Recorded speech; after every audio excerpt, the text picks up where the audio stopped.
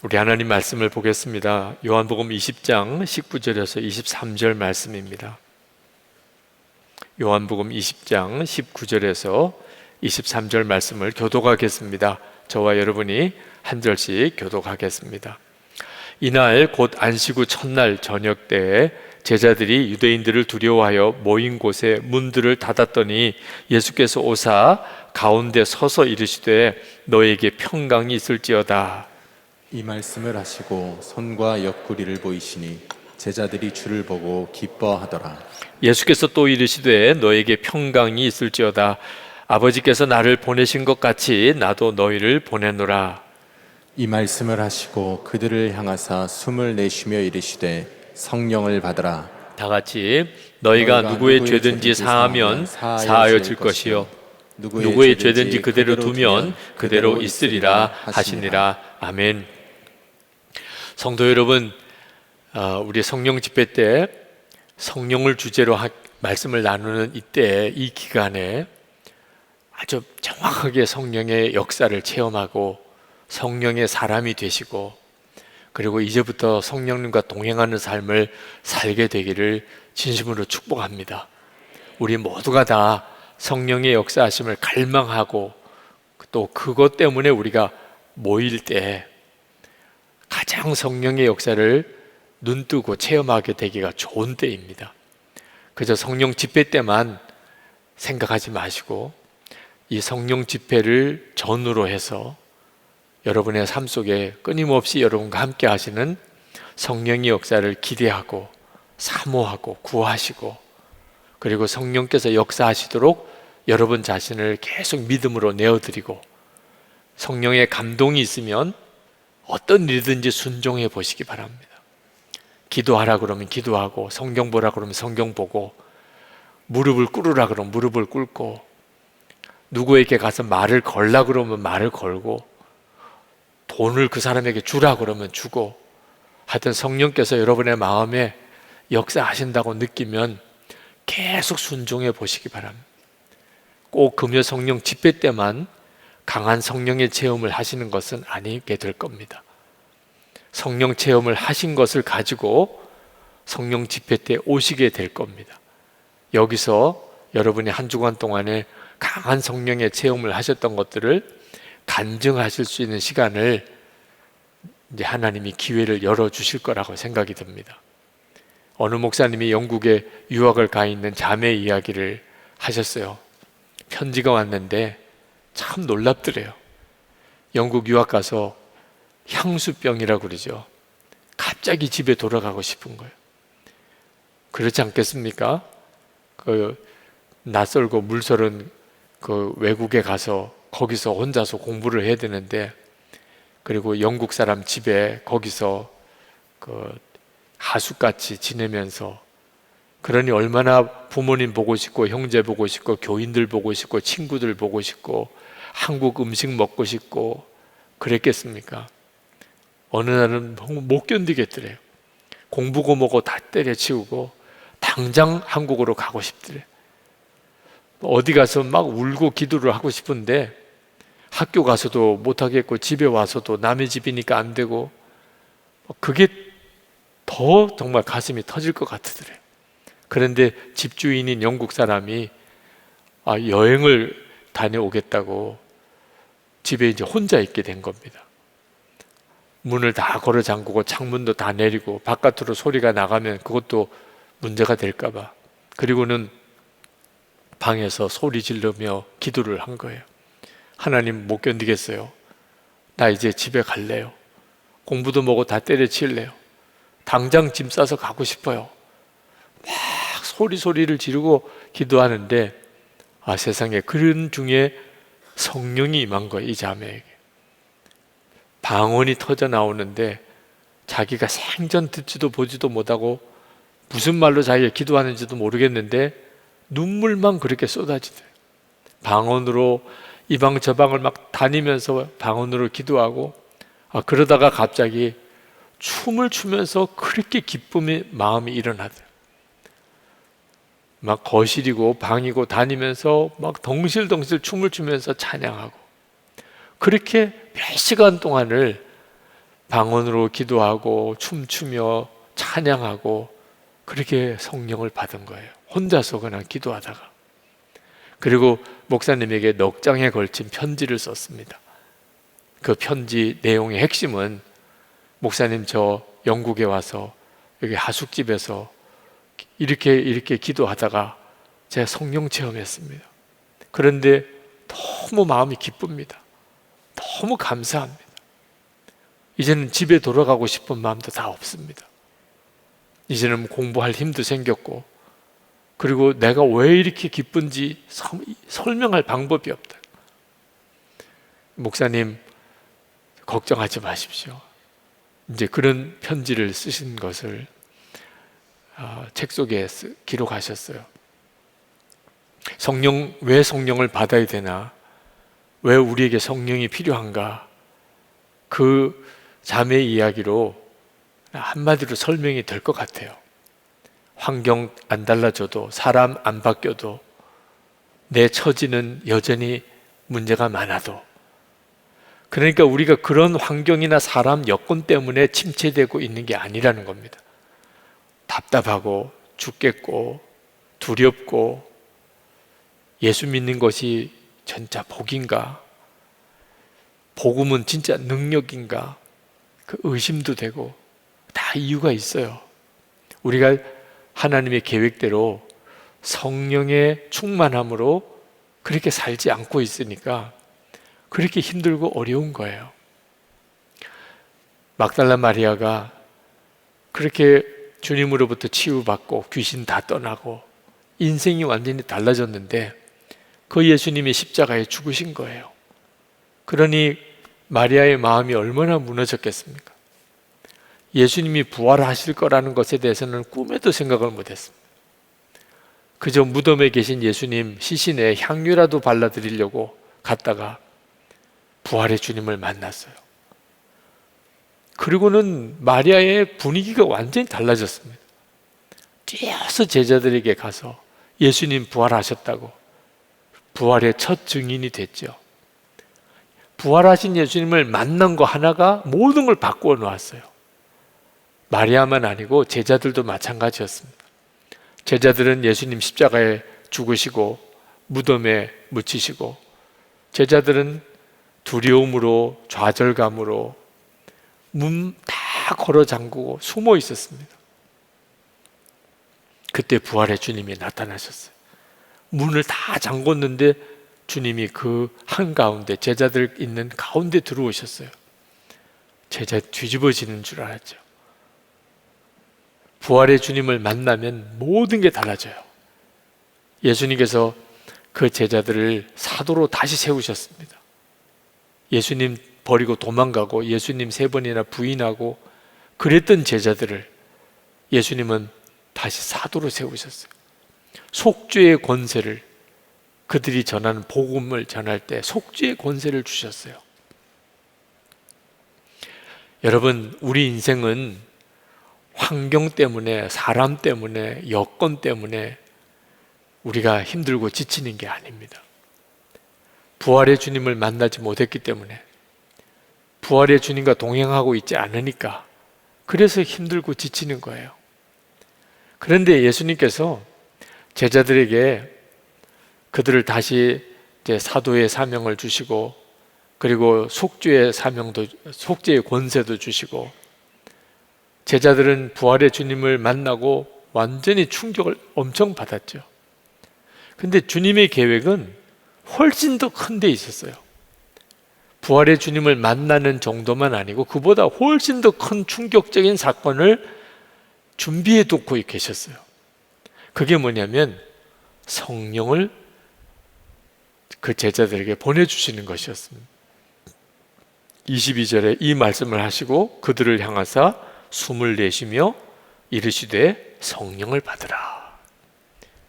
예수님께서 그 모인 제자들에게 부활의 주님을 보여주시면서, 당신이 부활하신 것을 보여주시면서 그들에게 말씀하시기를 성령을 받으라, 그렇게 하시고, 이 부활의 주님을 만난 것도 충격인데 그보다도 엄청난 충격을 주님이 이제 제자들에게 주시는 거예요. 그게 성령을 받는 거예요. 오늘 우리가 성령을 사모하는 것은 바로 그걸 말하는 것입니다.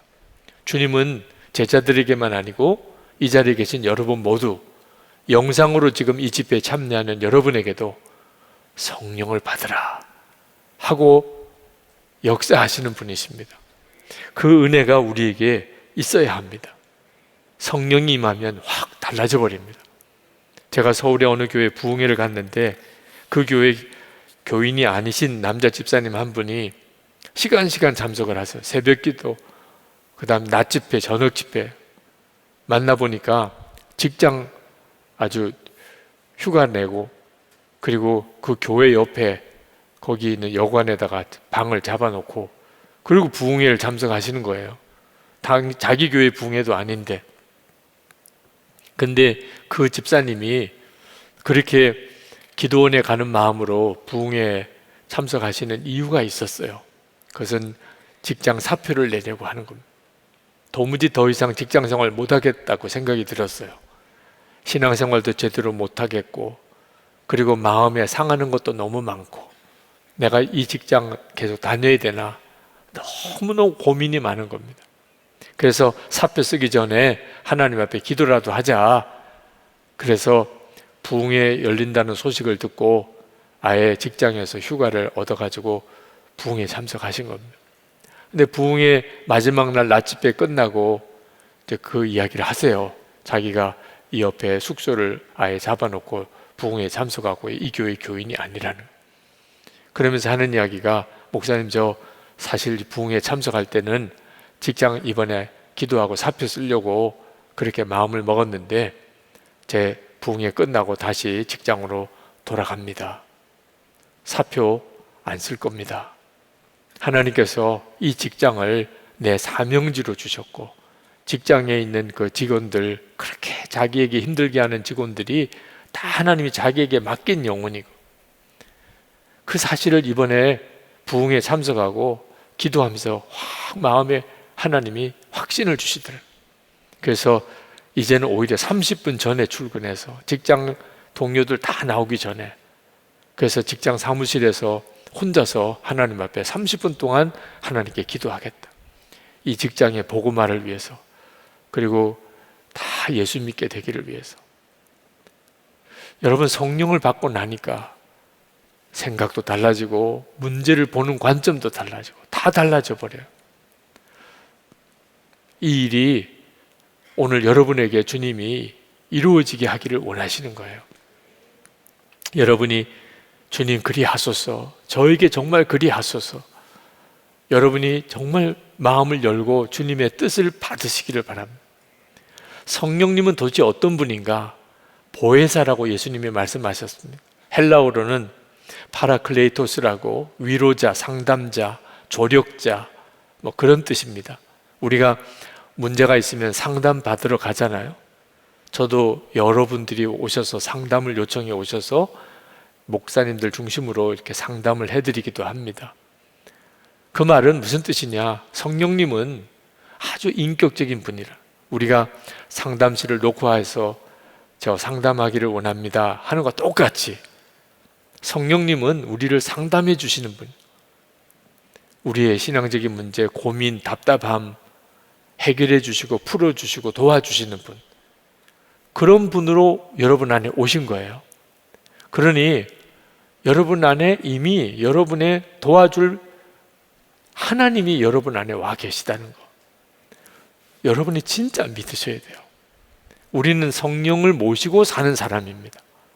그냥 혼자서 열심히 신앙생활 하는 게 아닙니다. 성령님은 도대체 우리를 어떻게 상담해주고 뭘 도와주시나?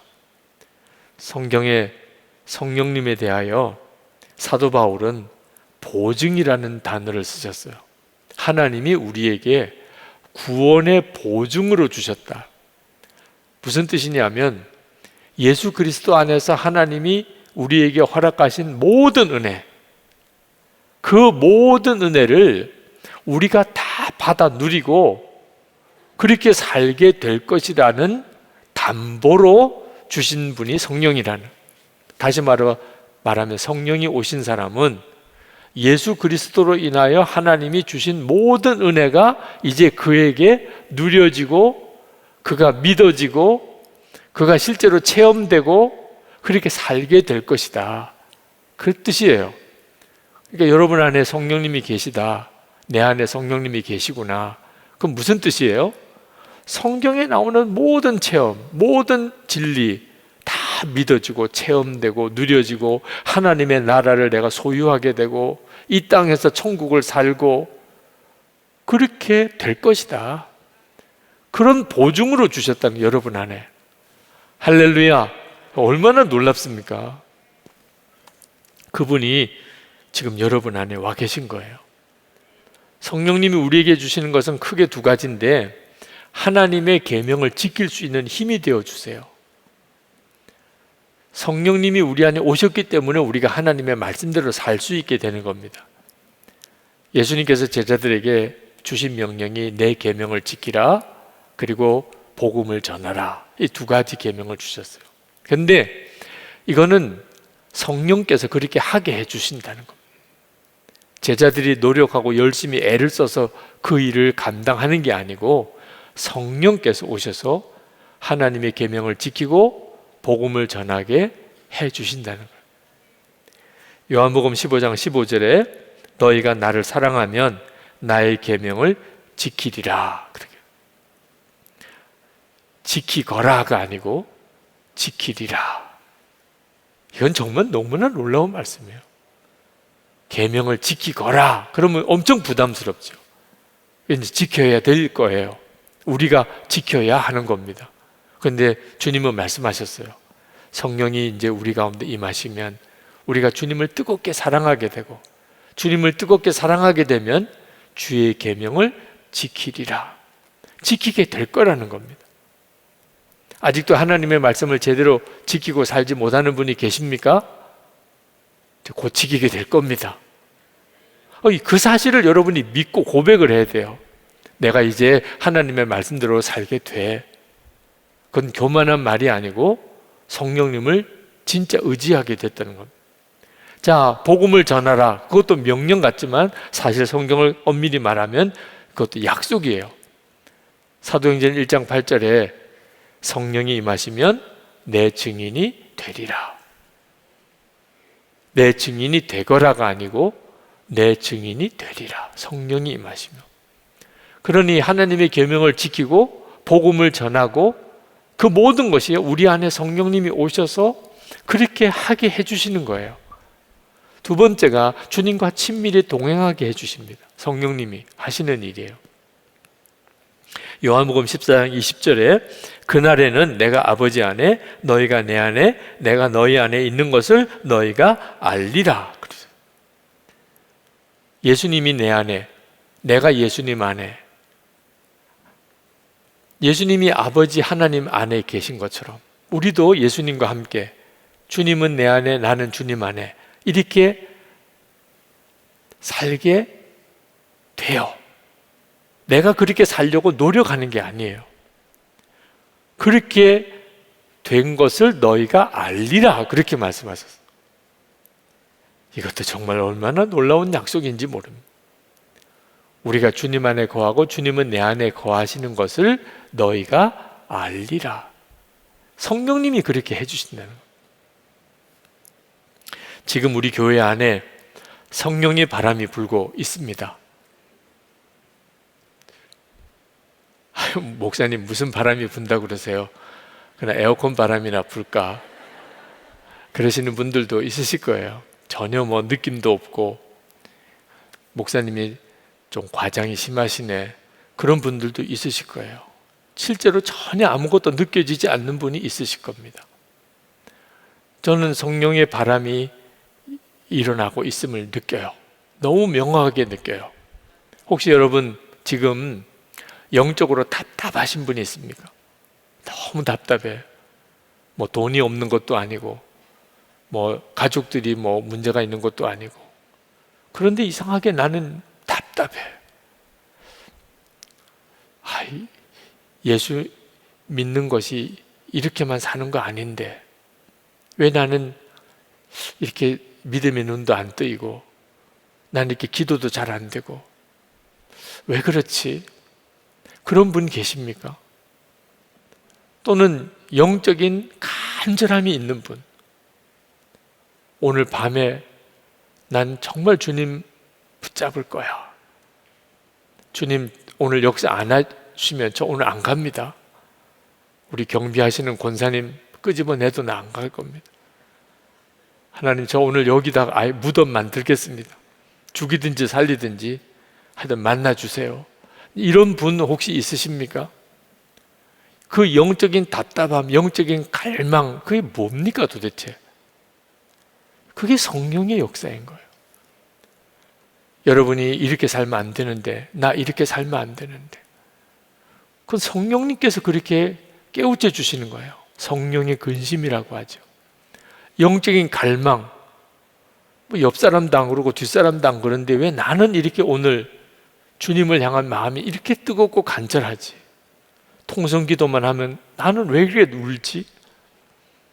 그 다 무슨 역사죠? 성령의 역사죠. 영적인 답답함, 영적인 갈망, 다 지금 성령의 바람을 느끼고 있는 거예요. 여러분 안에 내가 신앙생활 정말 바뀌면 좋겠다. 나도 이제 살아계신 주님과 동행하면 좋겠다. 여러분 이런 마음이 전부 성령께서 역사하신 거예요. 여러분에게 성령의 바람이 느껴지십니까? 이렇게 물으면 이런 어떤 세상에 나가서 자연에서 느끼는 그런 바람이 아니고 비유로 설명을 하신 거예요. 바람은 보이지 않지만 느껴지기는 하잖아요. 여러분이 산책을 쭉 하다 보면, 산에 올라가다 보면, 바닷가에 가보면 바람이 보이지는 않지만 느껴지잖아요. 바람이 많이 부네, 뭐 바람이 시원하다 이렇게 표현하잖아요. 우리가 성령의 역사를 눈에 전혀 안 보여요. 지금도 성령님이 보이나요? 그런데 느껴져요. 그 영적인 답답함, 영적인 간절함으로 성령이 이미 내 속에서 강하게 역사하고 있잖아요. 저는 저 자신에게 그런 간절함이 올 연초부터 있었어요. 그래서 이 가정 부흥이 끝나고 나면 그러면 성령 집회는 주제를 성령을 해야 되겠다. 이미 올 3, 4월에 그런 마음이 간절해서 지금 6월 들어와서 성령을 주제로 성령 집회 때 말씀을 나누고 있는 거예요. 제 속에는 너무너무 강하게 성령의 바람이 불고 있어요. 여러분도 아마 틀림없이 그렇다고 싶습니다. 지금 여러분은 은혜의 강가에 서 있는 겁니다. 지금 태풍이 오는 길목에 서 있어요. 지금은 그저 바람이 산들산들 부는 정도지만 느낌이 있잖아요. 태풍이 오는 그 바람은 느낌이 있잖아요. 이 조금 지나면 뭐 차도 다 넘어지고 뭐 나무도 뽑히고 이런 엄청난 바람이 올 거다. 지금이 꼭 그와 같은 때. 여러분, 예수님이 부활하기 직전에 제자들의 상태가 어떤 줄 아십니까? 완전히 다 무너졌어요. 예수님 십자가 달리실 때 다 도망갔거든요. 베드로는 3번이나 부인하고.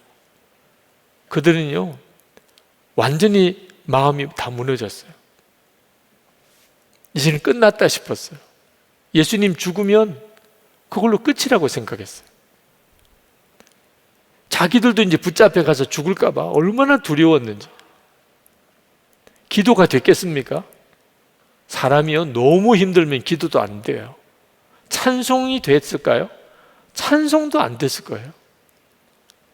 그게 예수님 부활 직전의 제자들의 모습이었어요.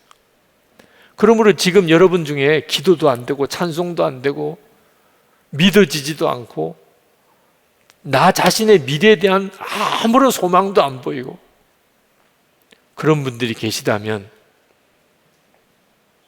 수지 맞은 분들, 네, 예수님 부활 직전에 제자들하고 똑같은 것.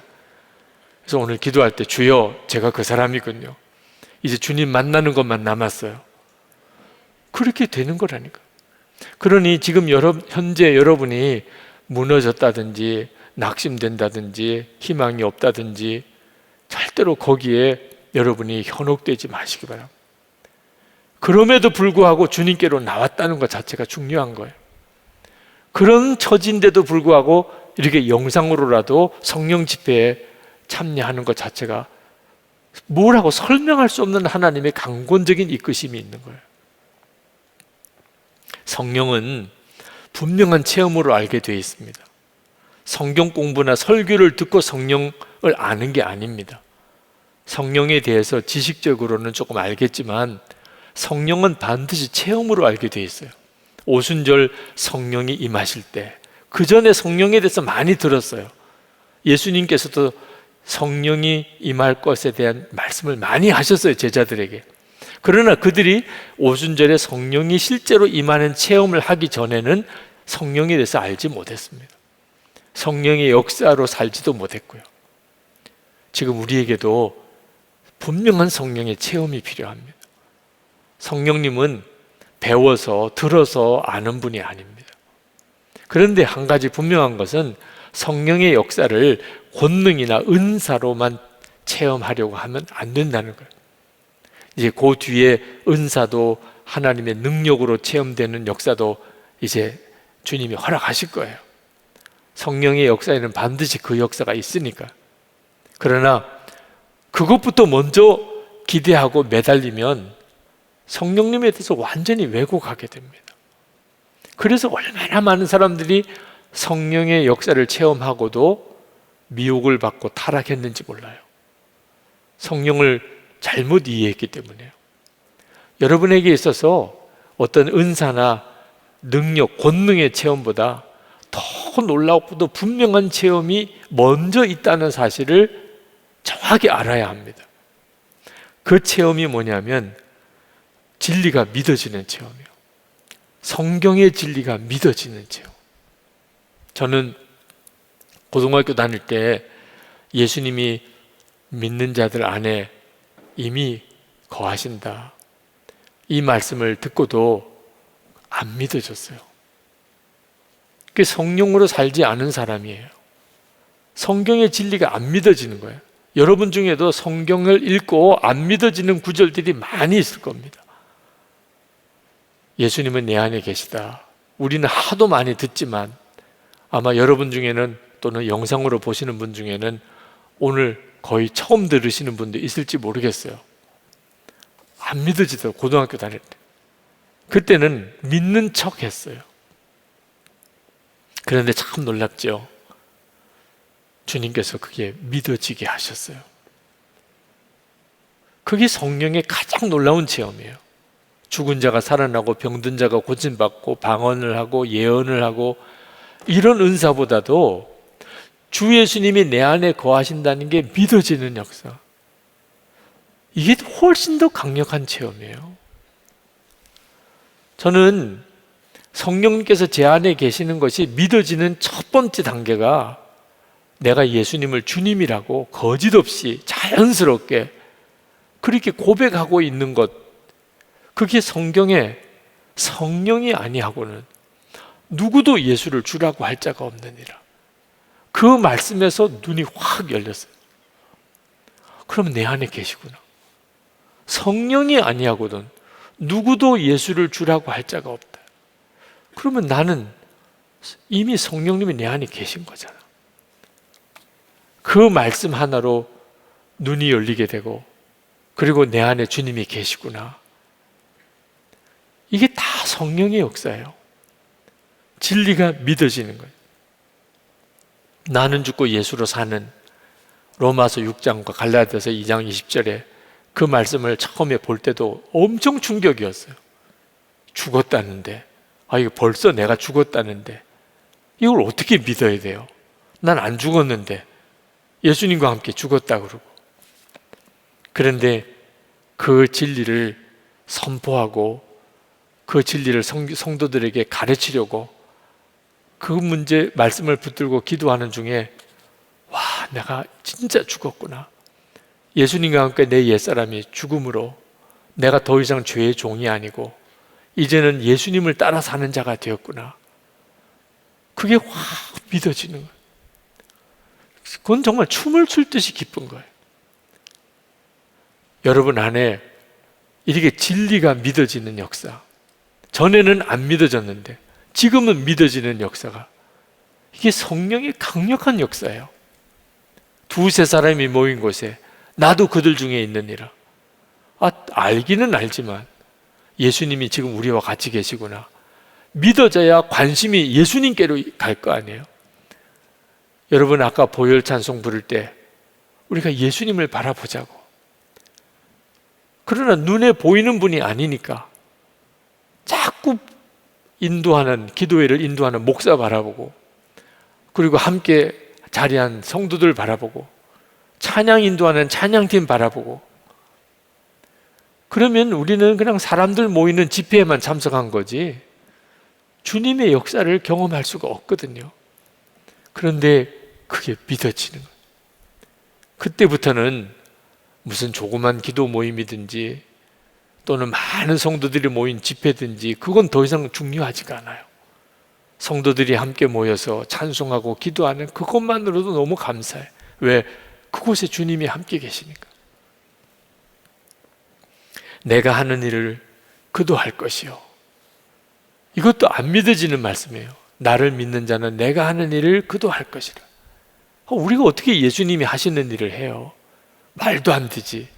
그런데 나는 죽고 예수로 사는 십자가의 복음이 믿어지고 나면, 내가 예수님의 생명으로 사는 사람, 그러니까 주님이 하시는 일을 내가 하는 게 뭐가 이상해요? 나는 죽고 예수로 살고 주님은 포도나무고 나는 가지고, 그러니 당연히 주님은 나를 통해서 일하시죠. 이게 믿어지는 거예요. 내 양은 내 음성을 들으며, 나는 한 번도 주님의 음성 못 들었다고. 그런 분들이 너무너무 많아요. 그런데도 실제로 가만히 이야기 들어보면 주님의 음성 듣고 지금까지 신앙생활에 오는 거예요. 이것도 귀가 열리는 거죠. 성령께서 그 사실이 믿어지게 하는 거예요. 내 마음속에 갑자기 주시는 주님의 음성으로 기도에 참석해라. 너 이렇게 살면 안 된다. 너 용서해라. 너 사랑해라. 너가 먼저 무릎 꿇으라. 주님의 음성 안 들은 성도가 누가 있어요? 여러분, 이미 여러분 안에 엄청난 성령의 역사들이 일어나고 있어요. 우리가 그 사실을 무시하고 깨닫지 못하고, 그리고 그것을 중요하게 여기지 않으니까 성령의 역사가 계속 일어나는데도 우리 스스로가 전혀 엉뚱한 쪽에만 관심을 가지고 사니 성령께서 폭발적인 일을 못 하시는 거죠. 그런데 이제 우리가 우리 안에서 일어나고 있는 성령의 역사, 특히 기적 행하는 것보다 더 중요한 진리의 영, 진리의 영이신 성령께서 성경의 진리가 믿어지게 하는 역사가 내게도 일어나고 있구나. 이 사실을 여러분이 깨닫게 되면서부터 이제부터 우리가 모일 때마다 성령의 역사는 점점 더 강력하게 일어나는 거예요.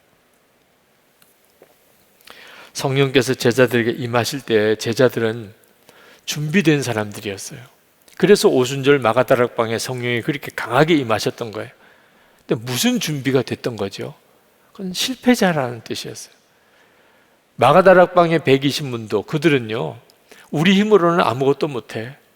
우리는 그렇게 예수님을 따라다녔지만 마지막에는 다 예수님 버리고 도망갔던 사람이야. 우리가 뭐 할 수 있어? 그게 절실히 깨달아진 사람이에요. 자기들이 뭐라도 조금이라도 할 수 있다는 생각 하나도 없었어요. 그러니까 주님이 너희들 예루살렘 떠나지 말고 내게 들은 바 약속하신 하나님의 약속하신 성령을 기다리라. 그래서 그들이 열흘 동안 전심으로 기다렸던 거예요. 대책이 없는 사람이니까. 뭐라도 그래도 뭐 할 수 있을 거라고 생각한 사람들은 다 아마 일 찾아서 나갔을 거예요. 그 대책이 없는 사람, 실패자 중에 실패자. 그러니까 그들이 오직 성령님만 사모한 거예요. 그리고 그들에게 성령이 임한 거예요. 그리고 성령의 사람이 되고 그들이 강력한 전도자, 사도들이 된 거죠. 그러니 여러분 중에도 실패자 중에 실패자, 나를 향하여 하는 말이구나 깨달으신 분은 오늘 하나님의 계획이 있는 사람이에요. 하나님 저 아시잖아요. 저는 정작 무능력이 충만해요. 그 정말 복된 사람이에요. 네, 무능력이 충만한 사람, 주님 기다리는 사람, 자기가 뭘 그래도 해볼 수 있다, 이런 사람은요 아마 다음 주에 안 나와요. 이런 사람들은 기도를 했다가 안 했다가 했다가 안 했다가, 그러니까 결국 하나님이 역사를 못 하세요. 아무것도 할 수 없다. 이제는 주님의 역사만 기다린다. 그 사람이 준비된 사람이에요. 그게 오순절 마가다락방의 제자들이었어요. 그리고 성령이 그들을 사로잡으신 거예요. 여러분 중에 나는 대책도 없어요, 나는 갈 데도 없어요, 가진 것도 없어요, 나는 완전히 패배자예요. 그럼 이제 한 가지 길이 남은 거예요. 이제는 완전히 성령께서 사로잡으시는 사람이 되는 거죠. 성령의 사람 중에 스미스 위글 스위스라고 하는 대단히 유명한 목사님이 계세요. 강력한 신유 사역자세요. 병든 자를 고치는 사례는 너무 많아서 예를 들 수가 없어요. 죽었다가 그 목사님이 기도해서 다시 살아난 사람만도 14명을 꼽아요. 그러니 그 보통 분이 아니죠. 이런 강력한 성령의 역사가 나타났던 목사님인데, 이 목사님이 처음에는 정말 아무것도 못하시는 분이셨어요. 그 사모님이 오히려 설교를 잘하셨어요. 그 사모님이 이 목사님 설교시키려고 얼마나 애를 썼는지 몰라요. 그래서 당신도 설교할 수 있어요, 당신도 잘할 수 있어요, 내가 기도하고 있어요, 이번 주일에는 당신이 설교하세요. 그래서 스미스 위글스워스 목사님이 알았어, 내가 그러면 한번 해보지. 그래서 설교문도 쓰고 다른 목사님의 설교문도 참고해서 설교문을 완성하고 그걸 몇 번 읽어보고 또 외우기도 하고, 그리고 이제 강단에 올라가서 설교문 들고 이제 읽기만 하면 되는 거예요. 근데 그때 그 스미스 위글스워스 목사님이 그 강단에 서기까지는 했어요. 그리고는 설교 못 하겠습니다, 저 대신에 다른 사람이 하면 좋겠습니다, 그러고는 내려오시는. 그러니 사모님이 대신 올라가서 설교하시고, 그러니 얼마나 답답해요. 그 스미스 위글스워스 목사님이 자기는 아내가 설교하면 애 보는 거는 잘한대. 그거는 자기 적성에 맞대. 자기는 누가 이렇게 영접기도 해달라고 해서 이렇게 나온 사람, 그 한 사람 놓고 예수님을 영접시키고 영접기도, 그거는 자기는 할 수 있겠대. 근데 사람들 앞에 나가 설교하는 거는 정말 자기는 못하겠대. 입이 안 떨어진다는. 이분이 성령 받고 그리고 설교를 하기 시작한 거예요. 그래서 스미스 위글스워스 목사님은 설교하는 것만 가지고 이분은 이미 성령 충만해요. 자기가 이미 설교를 얼마나 자기가 못하는 사람이었는지를 알았기 때문에, 자기가 이렇게 사람들 앞에서 하나님의 말씀을 전하는 것만 가지고도 와, 성령님의 역사구나, 성령님이 지금 내 안에 역사하시는구나, 그게 너무 분명하게 믿어지는 거예요. 그 다음에 기도할 때는 믿음이 정말 충만한 거죠. 지금 주님은 역사하신다, 내가 설교했잖아, 주님은 지금 역사하신다. 그렇게 해서 성령의 역사가 강력하게 일어났던 분이에요. 우리가 다 지금 그런 성령의 강력한 역사를 체험하고 있는 사람들입니다. 주님이 함께 계신 게 믿어지고 예수님을 주님이라고 고백하고 하나님을 아버지라고 부르고 전부 다 성령의 역사예요. 성령이, 부활의 주님이 제자들을 만나 주셨지만 왜 성령이 임하시는 게 필요했을까? 제자들은 충격을 받았는데 예루살렘은 조용했어요. 성령이 임하시니까 예루살렘이 뒤집어졌어요. 마가다락방에 성령이 임하니까 예루살렘 전체가 뒤집어졌어요. 이게 비교가 안 되는 역사죠. 그런데 예루살렘은 뒤집어졌는데 요엘서의 예언, 요엘서 2장 28절 29절, 그 후에 내가 내 영을 만민에게 부어주리니 너희 자녀들이 장래일을 말할 것이며 너희 늙은이는 꿈을 꾸며 너희 젊은이는 이상을 볼 것이며 그때 내가 또 내 영을 남중과 여중에게 부어줄 것이며, 이 요엘서에 성령이 부어지겠다는 약속은 오순절 마가다락방에 성령이 임한 것으로만 해결되지 않아요. 예루살렘은 뒤집어졌는데 우리 한국은 조용했잖아요. 그때 2000년 전에. 근데 지금 어떻습니까? 전 세계 곳곳에서 성령이 부어지고 역사하잖아요. 시대가 이렇게 가고 있어요. 지금 우리 안에 성령의 바람이 불고 성령에 대한 사모함이 생기고 성령을 갈망하는 것은 어떤 앞으로 하나님의 역사를 이루어 가실지 상상이 못 되는 일이에요. 그러나 한 가지는 분명해요. 주님이 굉장히 놀라운 일을 하시려고 하시는구나. 여러분이 개인에게도, 교회에도, 한국 교회에도 오늘 이 밤에 여러분들이 그렇게 준비된 자로 하나님의 역사에 사로잡히게 되기를 축복합니다.